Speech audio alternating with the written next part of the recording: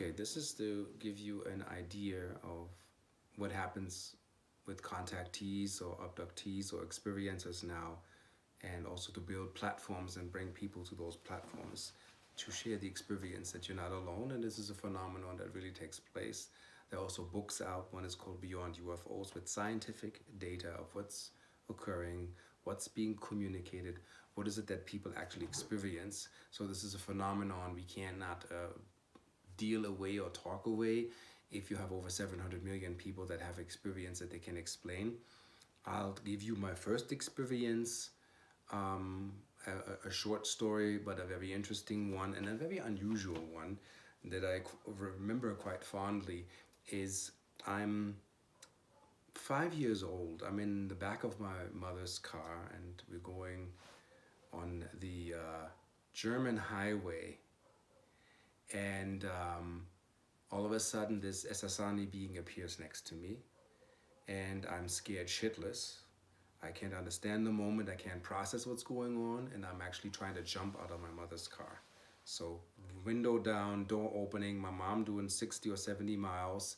A truck sees me struggling in the door, and he thinks this kid's gonna fall onto the highway and he's gonna fall to his death. So he hits the horn like whoop, whoop, to warn my mother that something is going on that which my mom in her reality perception is not aware of.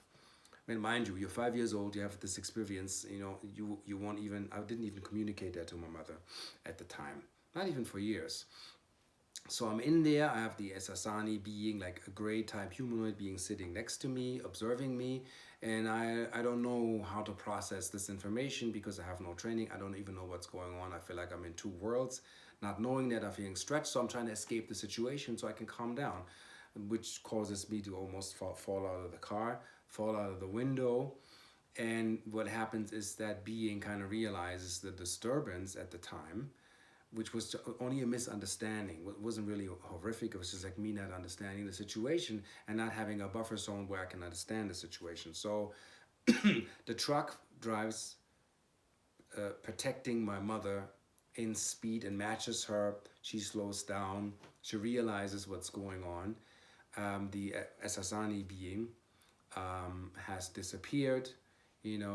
I'm worried that she's worried, and I've, like, in a second I've forgotten that this dude appeared, and I kind of decided when I was 5, okay, this stops here. Like, you can't be coming in or in my living room.